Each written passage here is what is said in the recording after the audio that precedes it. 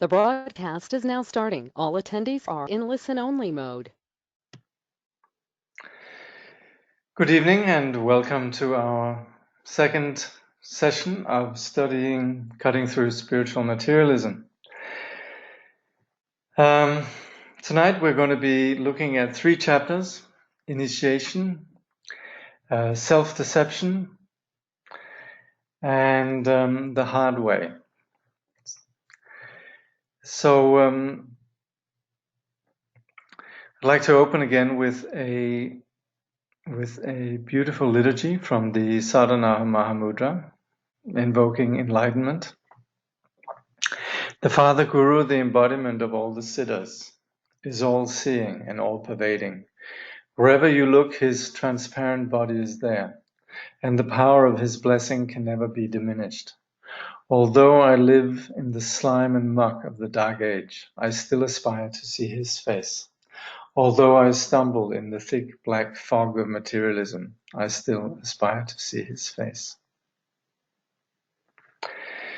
So this was composed by Chögyam Trungpa during a retreat in Bhutan in 1968. And in this retreat, he had a vision that unites what we could call the practice lineages of the Nyingma and the Kagyu traditions. So we have the form of Guru Dorje Trollo, a form of Padmasambhava, that also is embodying the lineage of the Karmapas.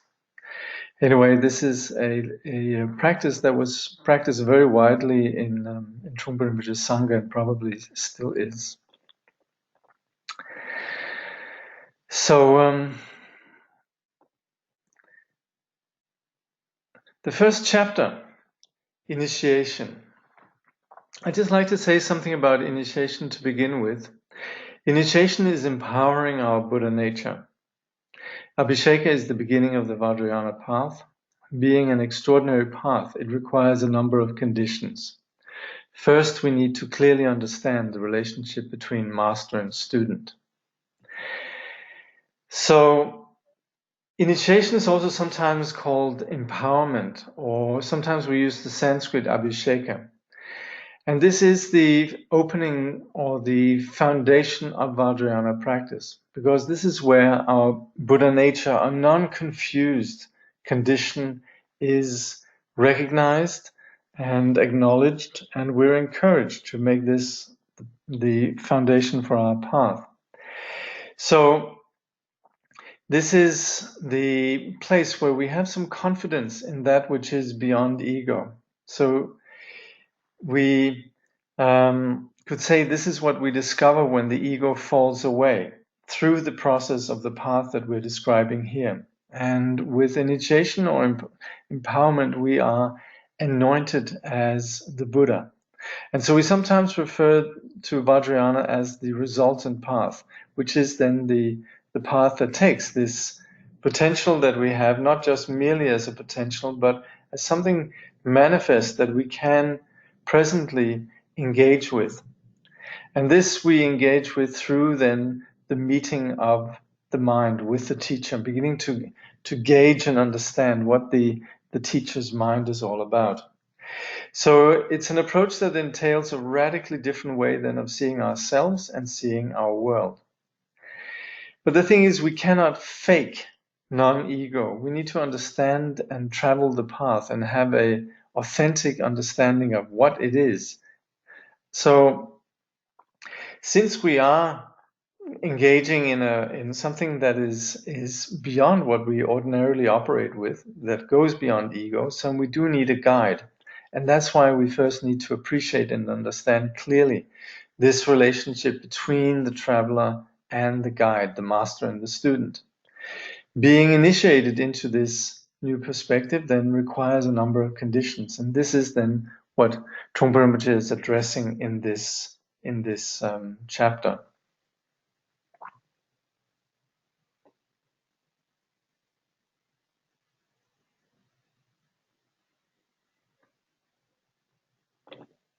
Thank you.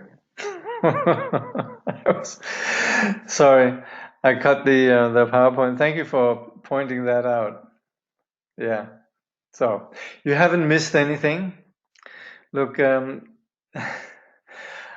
that's right, yes. So we were at this one, right? So, all right, sorry. So I was just reading from this slide here, which is then the verse from the Sadhana of Mahamudra, which initially actually was called the embodiment of all the siddhas, but then later it became known as the Sadhana of Mahamudra. And so what I was discussing here then is initiation. Here you have Tilopa, who was in some way the father of the Kagyu lineage.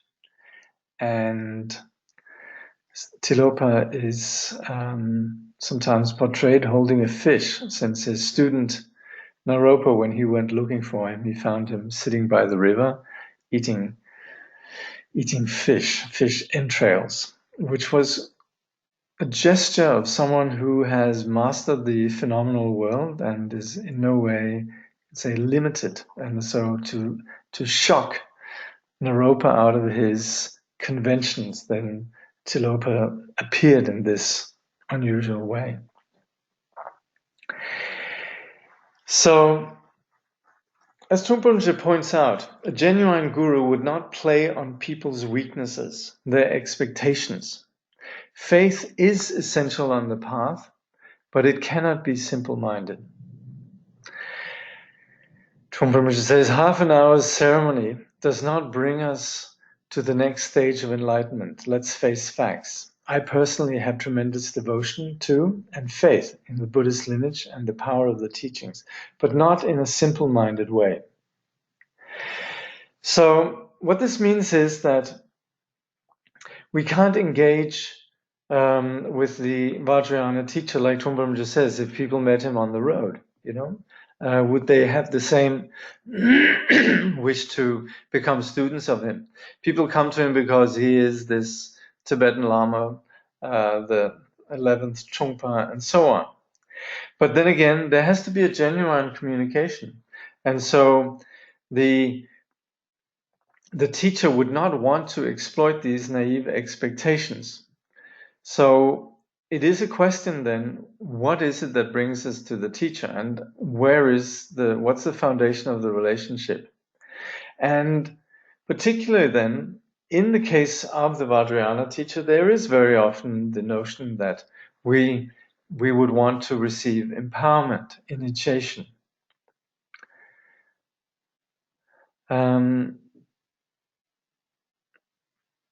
Yeah, I know some people actually would like me to have the webcam on, but it's just actually when I'm doing this, it's scripted. So it's not like I would normally sit and look into the camera and so on. But when we do questions and answers, I will be switching it on. I'll switch on the camera then. So so the foundation of the Vajrayana path is initiation and so on, but still, it's not something that one would want to rush into. And I think many people are aware of Vajrayana, and the relationship to the teacher is something that needs to be thoroughly we should tread very gently, or not gently, but we should just be very discerning about engaging with the Vajrayana teacher. And so in the Tantras, it would say you should wait 12 years before you take someone as your guru. So in choosing then the guru, the Vajrayana teacher, we shouldn't, like some people would do, just by art because of the name, or we should join some organization because we want to be associated with the credentials of the organization. This approach lacks intelligence, and it would ultimately result in a very fickle and very ungrounded relationship. It would undermine genuine trust and faith in the guru. So devotion and faith in the lineage and the teaching should not be simple-minded. After all, we don't necessarily see the teacher only as a person out there where we want to sort of expect them to do something to us, but we are really viewing the teacher as someone who mirrors our Buddha nature, and in fact is an expression of our Buddha nature. And so the relationship with the teacher has to not be seen just in terms of an ordinary relationship, one person to another person. It might appear like that, but there has to be this appreciation of the teacher actually embodying enlightenment. That's why in the Vajrayana, we don't really see the teacher just as an ordinary human, but we do see the teacher as expression of enlightenment, as Vajradhara or Padmasambhava.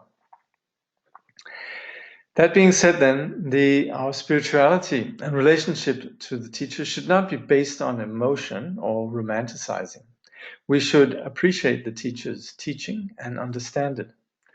Then we need to surrender, trusting the teacher's capacity to wake us up. We must approach spirituality with a hard kind of intelligence. If we go to hear a teacher speak, we would not allow ourselves to be carried away by his reputation and charisma, but we should properly experience every word of his lecture.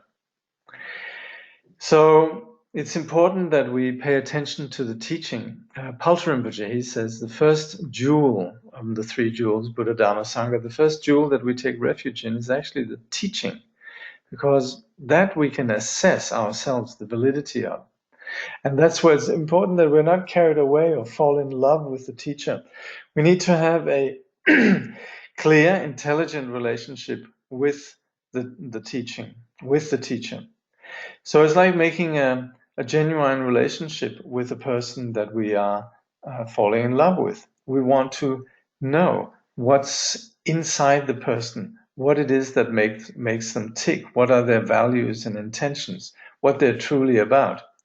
So it's not enough that we are just falling in love or fascinated with the person.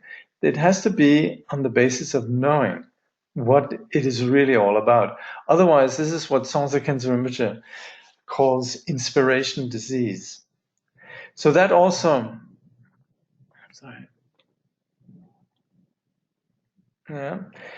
this also entails then that we're honest about ourselves, the person that, you could say, the patient or the person that's to benefit from this. And we need to know where we're coming from and what is it that's happening within ourselves, the dynamic of ourselves. So here again, it applies that once we know and see what the teacher is about and have faith based on then hard intelligence, then we need to surrender the ego, our confused and self-centered agendas and so on. We need to be honest about that. So once we have that, then we're ready to receive abhisheka. And that is then where there's a meeting of two minds, the minds of the teacher and the mind of the student. Again, this doesn't involve impressing the teacher either.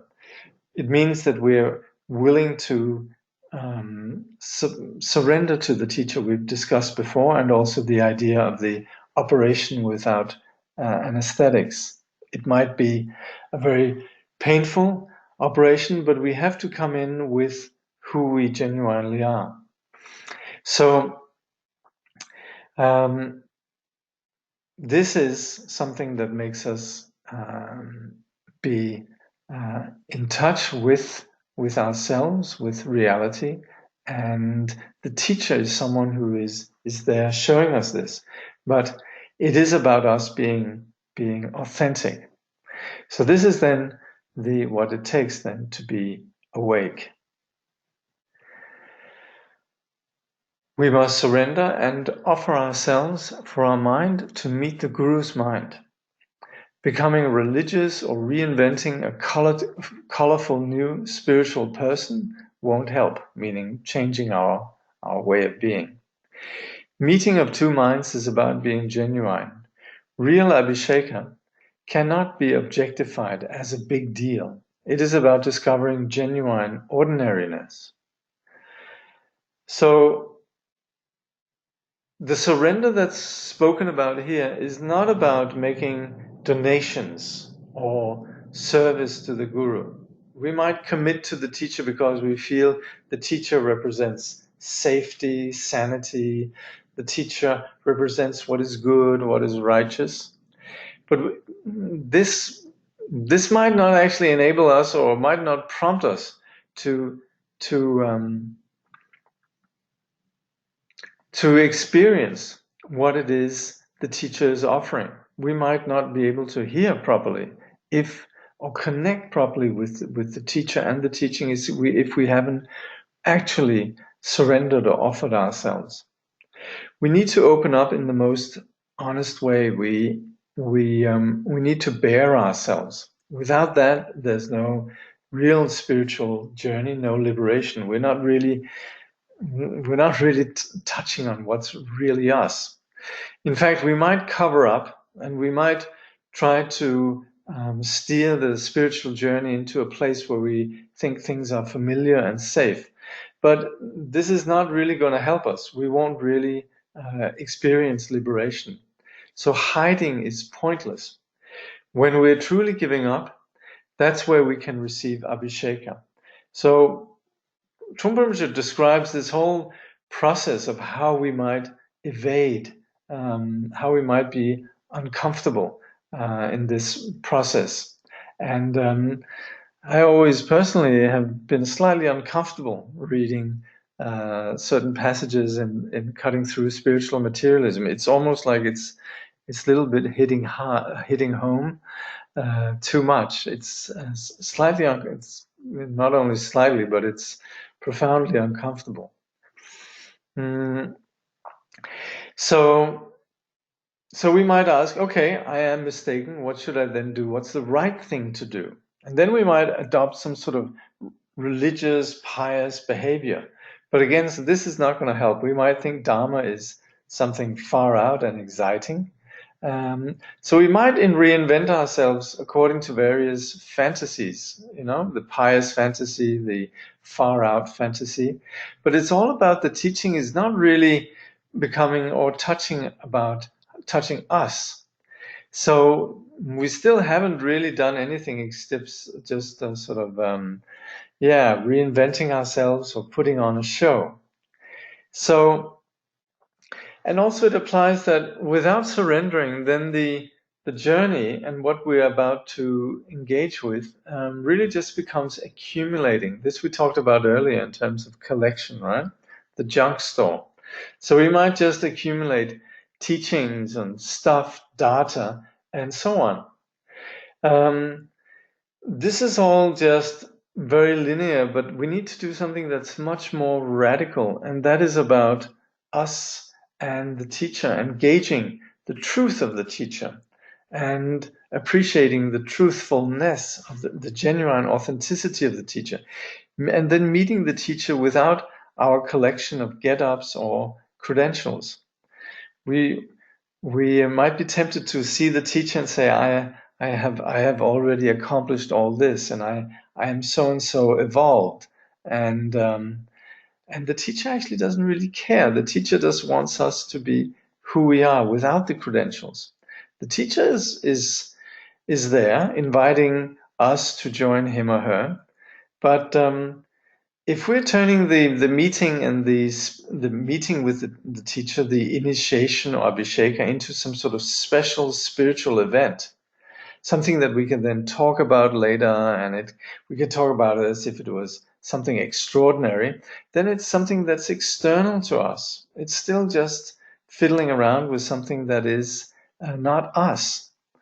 So even if we are construing this abhisheka as a big deal, and Trungpa describes beautifully that all these kind of things that are happening to us, it's really just the daughters of Mara.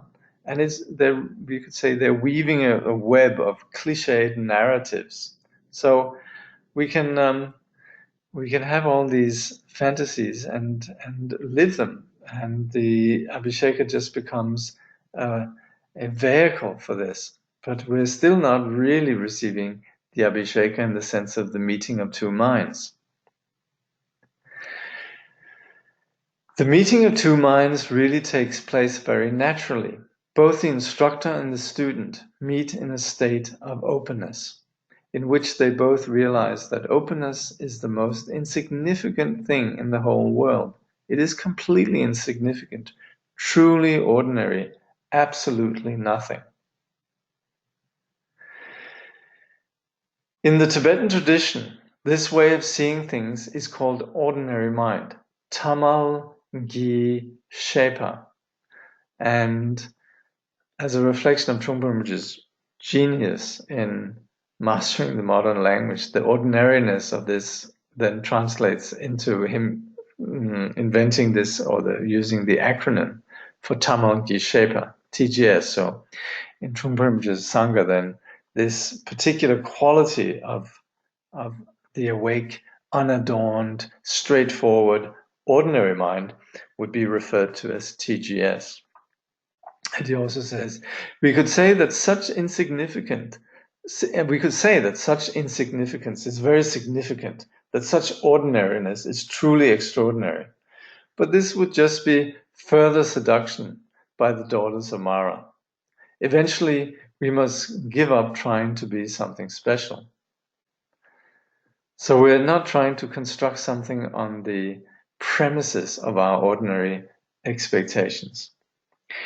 Real meeting takes place in genuine ordinariness. We cannot turn it into a big deal. Okay. Guess we could have some, if there's any questions. Okay. How do we strike the balance between being discerning while looking for a teacher, while also realizing that death is certain and the time of death is uncertain? And for that reason, we need to get on with it. It's a very good question, because of course we have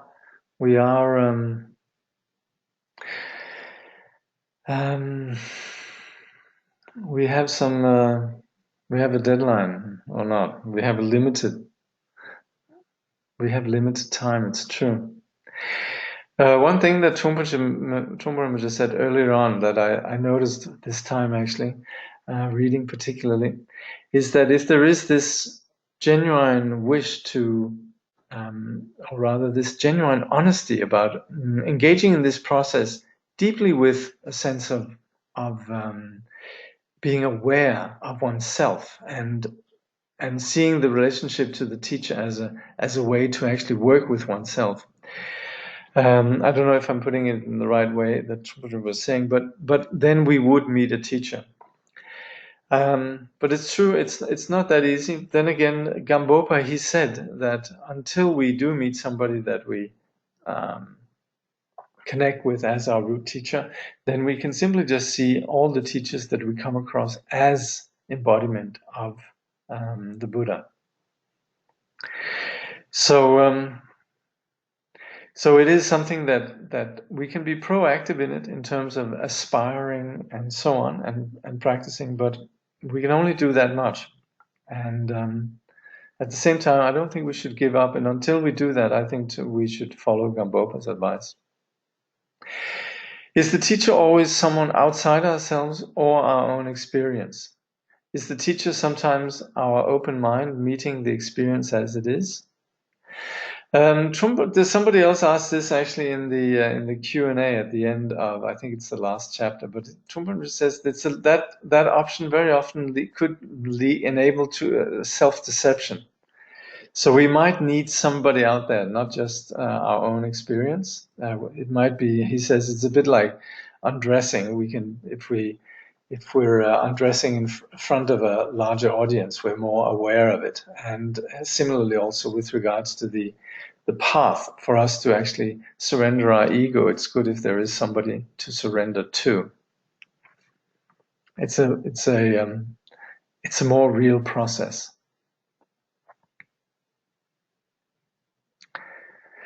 These are the three animals that we have in the what we call wheel of existence, Sibe Koro or Bhava Chakra. At the center, the cock symbolizes passion or attachment, the snake symbolizes aggression or aversion, and the pig symbolizes ignorance.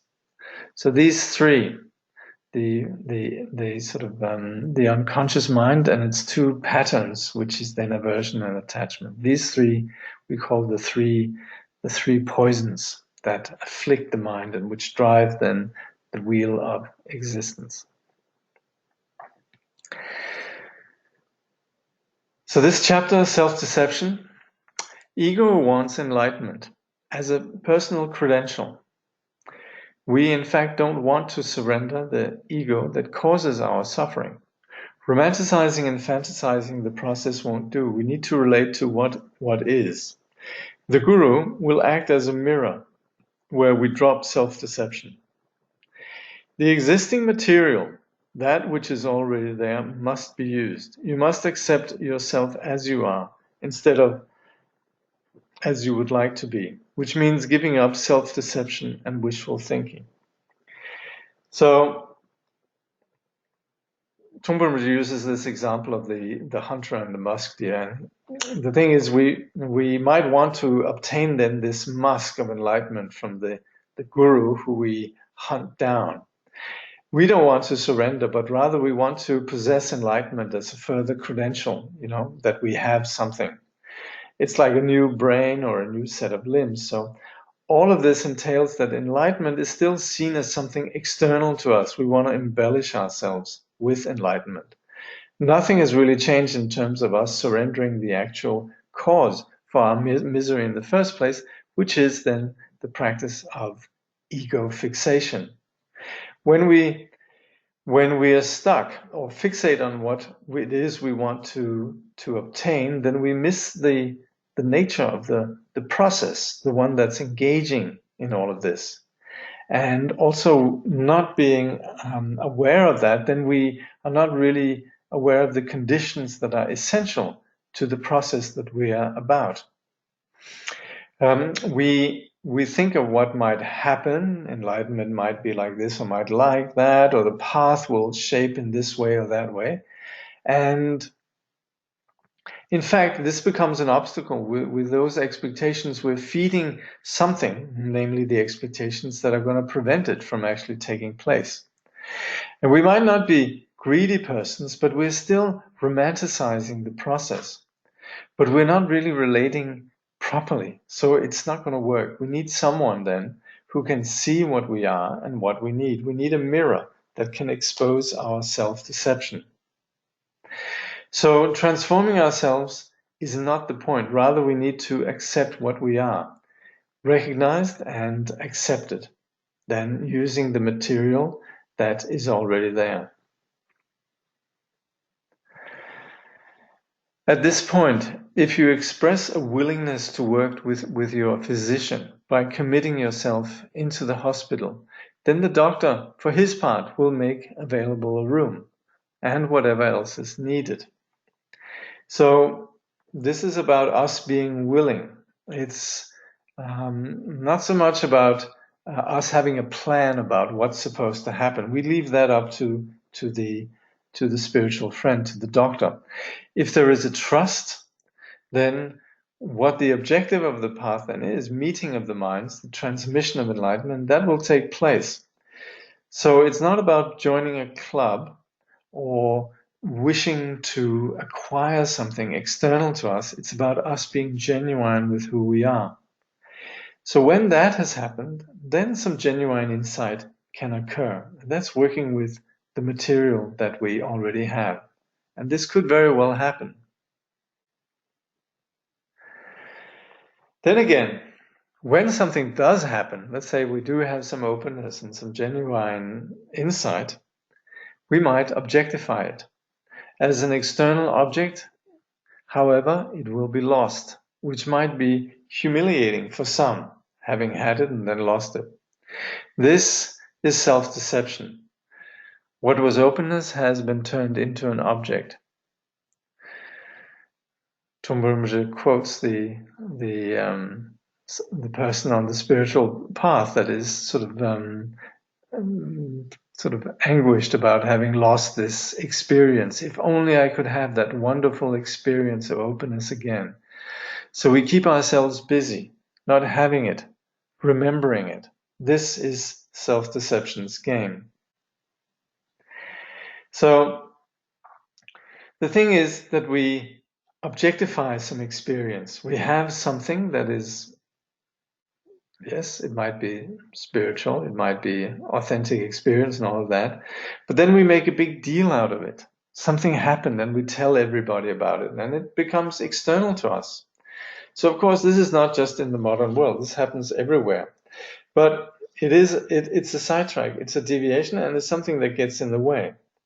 So we're just beginning the journey, but because we have this extraordinary experience, then we write about it, we make a haiku, we talk about it, and there will be some who claim that they are enlightened and they have become teachers, and in this way they have this thing that's external to them. This happened to me. I had this amazing experience. So it becomes an object, and as an object, objects are just phenomena which are, as all objects, dependent. They're all lean, they're all conditioned, and anything that is conditioned is impermanent, it changes. And when this conditioned experience, it diminishes, then all we have is just a memory. And at this point, since it has existed through us turning it into an object talked about, to now then expose that this experience has been lost is humiliating. So Trungpa he describes this in some vivid detail. I put another PDF up in addition to the one the other day, and it's called Buddha Dharma Without Credentials. And I remember reading this in the early days, in the 70s. It was in a magazine that Trungpa Rinpoche's organization used to put out. They didn't do many. I think they did 4 of them, but they were called the Garuda. I think it was a Garuda 3, and it was called Buddha Dharma Without Credentials. And I found it and put it up in the reading matter. It's so important, actually, and it's being able to recognize how we, and Trungpa describes in vivid detail how we lose the openness because we have this spiritual experience that we objectify and externalize. So we lose the openness because we've turned it into a separate thing. So then in our embarrassment, we sit around and we talk about, we had this experience, we were in India, we were in Tibet, we were with our guru, and this happened, and it was so amazing, and so on. And it's all just memories. So we sit there sadly thinking, if only I had that again.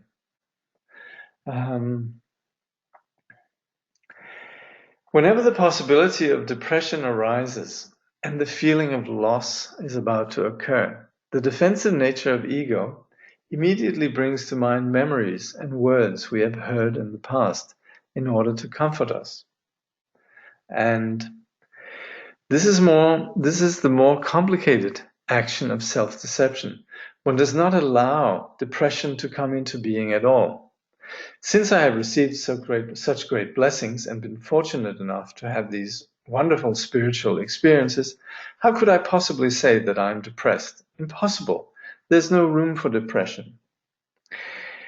So this happens. There's then the story of Mapa, who, perceiving the Heruka shrine as perfect, and his teacher as imperfect, he then mistook the real deal, his teacher, for what is merely symbolic, the shrine. Trungpa just says shrine, but we have this in the life of Mapa. Actually, it was more like a manifestation of the miraculous manifestation of the mandala of Hevajra. But again, this is just, you could say, the skillful means, that is the emanation of the teacher. So that's where we need to recognize then. So Trungpa says, thus self-deception always manifests itself in terms of trying to create or recreate a dream world, the nostalgia of the dream experience. And the opposite of self-deception is just working with the facts of life. So with Mapa then prostrating, he sees the shrine or the transcendental or the higher as something more glorious than his teacher, who's ordinary. This, of course, comes from this place of poverty, that he sees the teacher as similar to himself, and as an ordinary person, then not being good enough, then he's also sort of associating this lack with the teacher. And this comes so much from these concepts of hopes for the spectacular, not relating directly with the reality of the teacher, who is there right in front of us, operating within the human language and a human condition. Mapa viewing the shrine of the Yidam as something mystical, he was missing out on the real dimension of his teacher, who's right in front of him. So if we're caught up in this self-deception, we're out of touch, and we just hold on to this status quo, thinking that we're engaging in the mystical and looking for the mystical. We actually miss out that the real, genuine embodiment is present within ourselves, and this is what the teacher is trying to point out to us. The path does not lend itself to our assumptions and ambitions. These fantasies prevent us from genuinely feeling, seeing, and working with what is. So if we're searching for the realization of one's spiritual dreams, one will be disappointment and will end up with failure and depression. We are not about to gain something. We're about engaging with what is, with what we have right now. So this ambition, it makes us miss the point.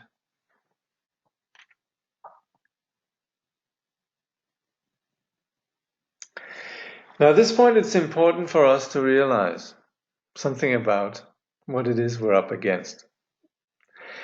See, ego doesn't exist. Ego is a delusion. This delusion only exists by us not seeing clearly. Ego is perpetuated through actions. These actions constitute then our self-deception. These actions constitute ego. Trungpa just says, ego is the actions, the mental events. Ego is the fear of losing openness, the fear of losing the egoless state. This is the meaning of self-deception. In this case, ego crying that it has lost the egoless state, its dream of attainment. So when we're searching for these exotic experiences, hoping, all of that's not a product of some real demon inside ourselves. It's not as if that we need to have some sort of operation to remove this thing, or a pill, or there's a real enemy that lives within us. It's just that we're confused. It's a very innocent condition. This is important.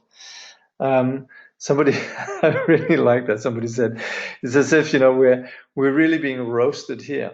And it's true. There is a sense of being exposed, and there's a very real concern. You could say half of cutting through spiritual materialism is about the cutting through, but there's also something that's found, and that is that there's what we're uncovering is enlightenment, is something good, but we need to get onto what the deception that hides this.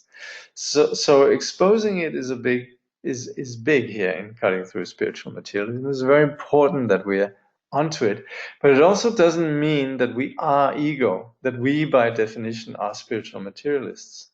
There's an innocent condition, and that's why we can practice the path. We can do something about this. Practicing meditation is a place where we're not feeding the ego, and there's a very skillful way of discontinuing the feeding of the ego through the various aspects of the path. The thing is, then, ego doesn't exist. But then again, we act. We have these patterns going, and that's where we're perpetuating this confusion. So the point is, we're not really obliged to blindly and unimaginatively just tag along with this confusion. That's the point. So the real experience beyond the real experience beyond the dream world is the beauty and color and excitement of the real experience of now in everyday life. When we face things as they are, we give up hope of something better. There will be no magic because we cannot tell ourselves to get out of our depression. Depression and ignorance, the emotions, whatever we experience, are all real and contain tremendous truth. If we really want to learn and see the experienced truth, we have to be where we are. The whole thing is just a matter of being a grain of sand.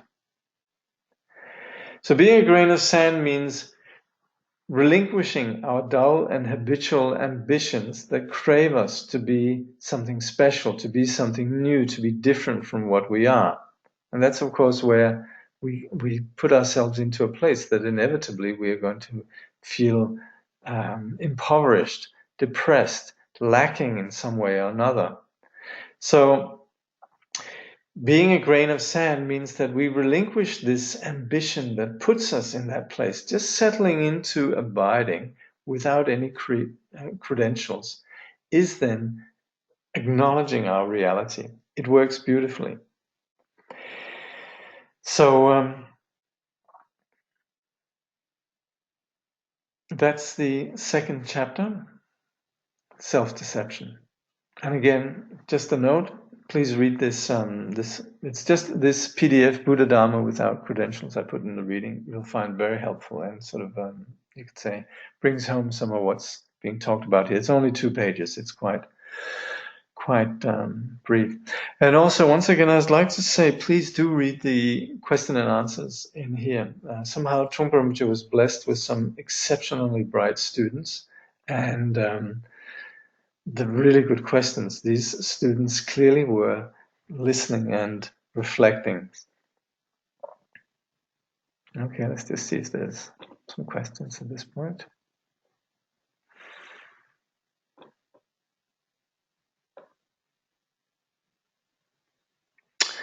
In this chapter, I get a bit confused when it talks about opening. Am I right to understand opening in this context of letting go? Letting go of ignorance, attachment, aversion? And if so, is opening a process that requires effort or a lack of effort? It's definitely a lack of effort. And the letting go really just means to relax, actually. We could just say, chill out, relax, be honest. See, what could happen in a spiritual context is that we meet the teacher with the thought, I should tell the teacher how spiritual I am. I should tell the teacher all about my background, having done, so and so many years of meditation. I have all of these, and all of this just becomes credentials. We don't need to say anything. We are what we are, and all the background. Actually, Sonsei Rinpoche, he will always make a point about, if you contact him by email or whatever, he always says, don't give me any background. And what students very often feel that they need to do is sort of get up in some sort of spiritual context. And also, very often, what prevents some genuine engagement is the idea that there is something. I am something. I am some spiritual person. I have, something. And that's unfortunately, it's a paradox, but that's what trips us up. So, but it is essentially, this opening is lack of effort, and it's really just the courage to just not have to have credentials, being the grain of sand. Then the next question, how does one differentiate between being a grain of sand and false humility, i.e. not realizing how clever and tricky the ego can be? Well, again, here it applies, if we're worried about that, that's probably good enough insurance. And there's a very, of course, we could just say, oh, I'm just a grain of sand. But that's where it's very helpful to have a teacher.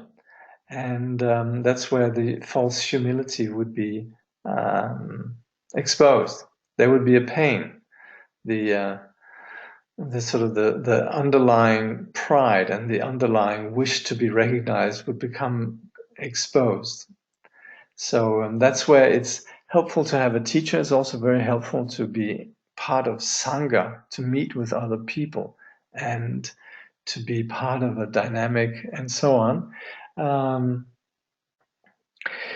But the bottom line here is, and that's the point also Trungpa makes, that we are onto, that we're, we can't get rid of ego, but we can be aware of it. To me, it seems kind of black and white, where I am either under the sway of ego's agenda or am without this ambition. Is it one way or another like this, or can there be a gray space, somewhat confused and somewhat open? Just asking, because I find this dichotomy kind of stressful. No, it's of course it's a gray space. It's a mixed bag. We are a mixed bag. It's just that we need to be aware of this potential for for confusion and understand the nature of confusion.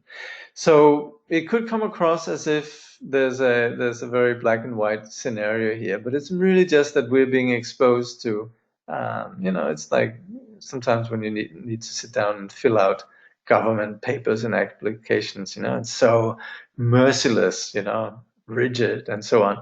But it's just that we need to go from A to B, and we need to understand what's involved here.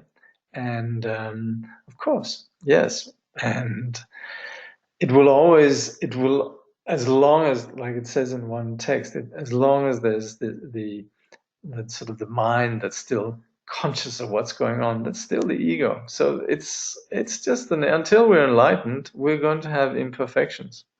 And what is wonderful about encountering the enlightened person is that there's the freedom from that. But it doesn't mean that we're unenlightened. We're on the way. There's plenty of hope in this. Every little inch of practice takes us towards this place. Is modesty and not saying anything also ego? Oh yeah, they very well. There's nothing in terms of behavior that we could say, oh, this is egoless behavior.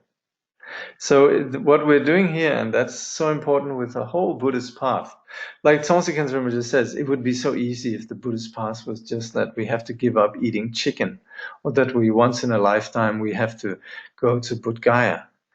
That's not really the point. The point in the Buddhist teaching is going beyond the confusion of and the insecurity of self-centering or ego. So it has nothing really to do with what we do or what we say. It's about whether or not there is wisdom that is not entangled in this confusion, whether or not there is the blossoming, the flourishing. So as long as we're caught up in ego, we're not flourishing. So it's really just about getting to the bottom of this. So it's not about what we say and what we do. Does it matter if one was never motivated by enlightenment, that the teachings were valuable in and of themselves without needing enlightenment? Or is this a sign of a well-trained student to seek enlightenment? Well, it's just that we've ended up in the hospital, and there's a possibility of us being cured. So let's say we went to the hospital with some minor flaw, and then we found out that we have a more extensive illness. We'd want to get rid of that. So I think the more we appreciate the potential of the mind, then the more there is an appreciation of what we could be. But then again, enlightenment is ultimately the ground that we stand on. So it's really just more about being genuinely what we are. Okay, so look, the first few chapters here, they're a little bit on becoming aware of what we're dealing with, and it's important. Otherwise, it would be, we'd have a simple-minded situation. By the way, apologies, I didn't switch on the camera. So anyway, it's good to be here with you, and I'm very grateful that all of you have chosen to study this text. I personally have always found this text on my journey very, very, very helpful. And I think it's good to have a little bit of a anxiety or even paranoia about spiritual materialism, about ego, and so on. And it also enables us to really appreciate the teachers, the teaching, and so on. Anyway, it's ultimately about empowering and finding our way. It's not telling us don't go, don't it's going to yes, there could be accidents on the road and so on, but it's not going to stop us. Somebody says they have a dog-eared copy. Very glad. Good. Okay. So the hard way. No one will enlighten us. We have to do it ourselves. That is the hard way. It is a meeting and mingling with the wisdom of an enlightened person. We have to undertake the journey through a personal experience of the path. So we have this very honest statement from the Buddha when he was passing away into enlightenment, where he says, I have shown you the path, but enlightenment depends on your application of it. So there's no promise from the Buddha's side of salvation of any kind. So the path does not necessarily conform to these stereotypical beliefs that there might be about the spiritual or the Buddhist path being a gentle, peaceful, pleasant, compassionate way. As we can see, it is about direct experience, gauging, recognizing, and meeting wisdom, the meeting of two minds. So it's not going to help us if we just sign up and we do the easy thing, which is to say, okay, tell me what to do and I'll do it. It's not going to work like that. So we have to experience ourselves working with who we are and applying the methods of the path in terms of our experience. We can't say, is this the right way? And I'll do it. Or, tell me if I'm doing it the wrong way. We're going to have to, there's only what we call the principal witness, our own mind. The teacher is very good. And you could say the path is designed, so it's sidetracks. There's very skillful means present, intrinsic to the path, so that we won't fall into these wasting our time. The path provides the conditions for the transmission of wisdom, but we have to make a genuine offering then of the ego. We have to understand where the ego lies. And that's where we have to surrender. We have to make a genuine offering of that. Monetary offerings, all of that is very nice, but the hard way means that we have to be determined to work with who we are. And we have to do it alone. We have to be willing to unmask. The path is, however, not about heroism. It is not about adopting a new, more spiritual culture. Nothing wrong with foreign cultures or spiritual cultures. Problem is that we're merely mimicking. We are mistaken in wanting a magic potion to do it for us. We think our path is spiritual because it is literally against the flow of what we used to be. To be, not he. But it is merely the way of false heroism. And the only one who is heroic in this way is ego. And Trungpa, he describes vividly, and believe me, having traveled in India and sort of been part of the spiritual path, also including in the 1970s, the way Trungpa describes it is quite hilarious and so true. So we might have this idea that, we adopt or think we pursue austerity's various spiritual paths. And he uses the word we imitate them, right? We travel to India, Japan, we live like the Indians, we go to ashrams, monasteries, Japanese Tibetan monasteries, we become vegetarians, and we think we're doing something great because this is very different from our old lifestyle. And the problem is not really that we're going there and engaging with it. In fact, yes, we can learn so much, but to turn it into credentials, that's the problem. When we come home and say, I did this and I did that, it's treating it as something external. We should come home and it's been part of us, but we don't necessarily have to, change everything. Like he's also saying, if we're middle class, suburbanites, then we have to move out into the countryside, or if we're hippies, we have to give up our hippie lifestyle. It's not about these external things. Again, coming back to what Solzhenitsyn Rinpoche said, it would be so easy if it was just about to adopt some external practices. So we again have to come back to what we are. We can't really expect that there's some sort of magic potion that's going to do it for us.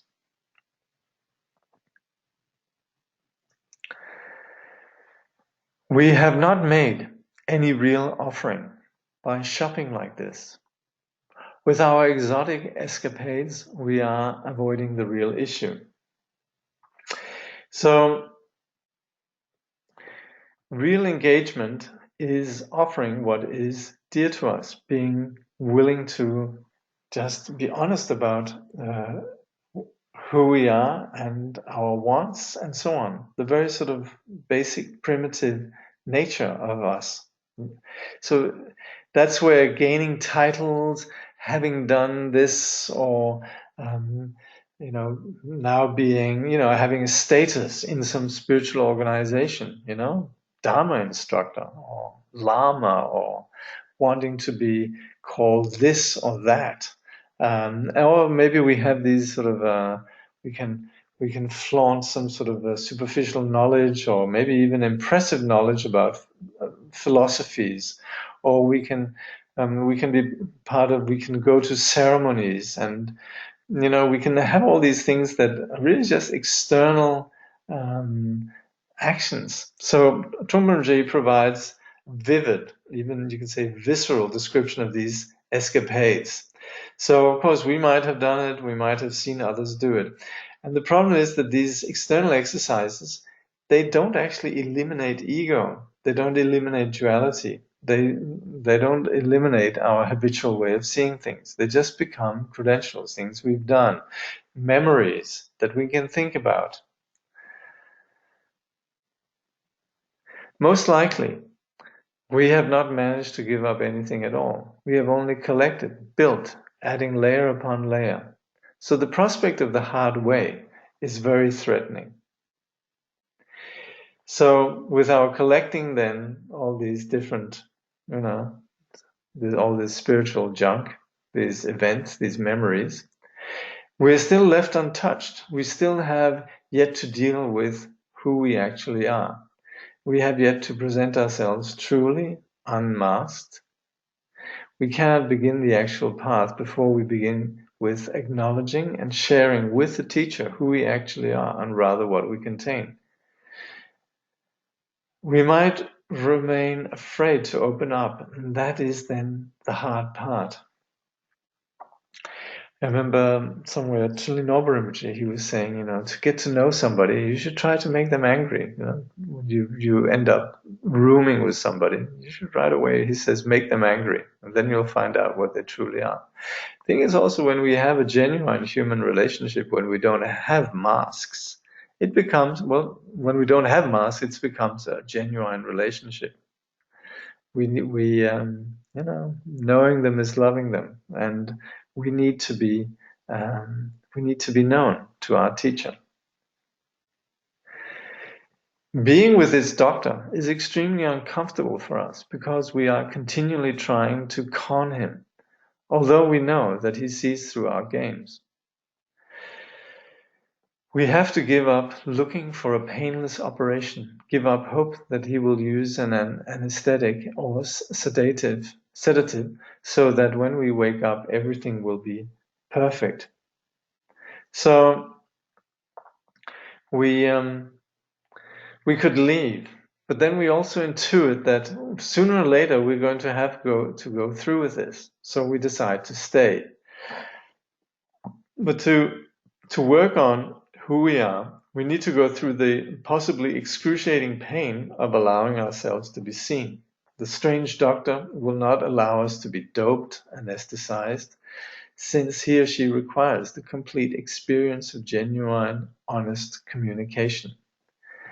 And this is not being sadistic, but the guru cannot work with us without being fully present with who we actually are. So we might feel this is like an operation, but it is essentially the nature of authentic, straightforward communication without deceit or games. So we have to be awake during the procedure. We cannot getting dealt with while we're under, and then wake up, everything is perfect, and then we're enlightened.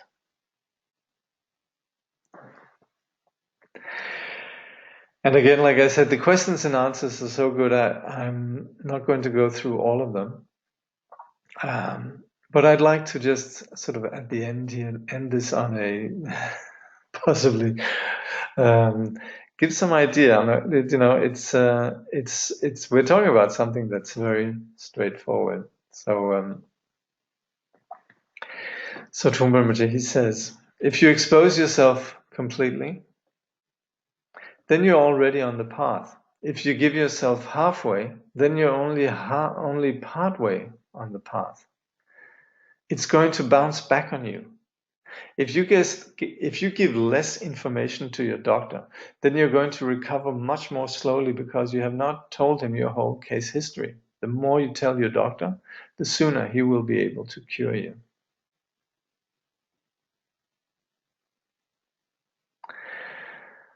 I've seen persons in my day with great teachers around, like Dilgu Khyentse Rinpoche, and persons who are very honest, just very simple. I remember my friend Eric, the translator, he just one day went in front of Dilgu Khyentse Rinpoche and just stood there and says, like this? Rinpoche looked at him and said, okay, like that.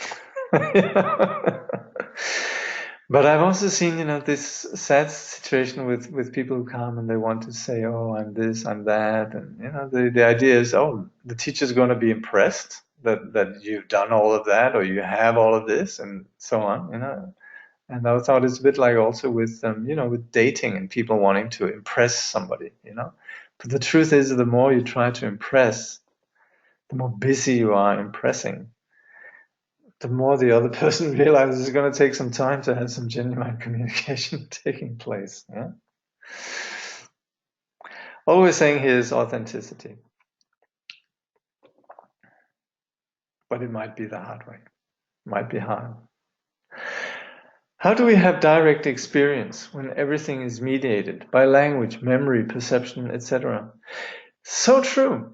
But that is what we are taking down with the practice of the path, because as much as we do have a fair amount of theory, rationality, emphasis on, just hard logic, hard intelligence, and, a theoretical body, a science, then the process itself is about that which is beyond language and about beyond memory and so on. I don't know about perception. Perception is such an interesting phenomenon because we can see how our perceptions are actually constructed in various ways depending on the simplicity of our mind. The more simple our mind is, our perceptions become more vivid.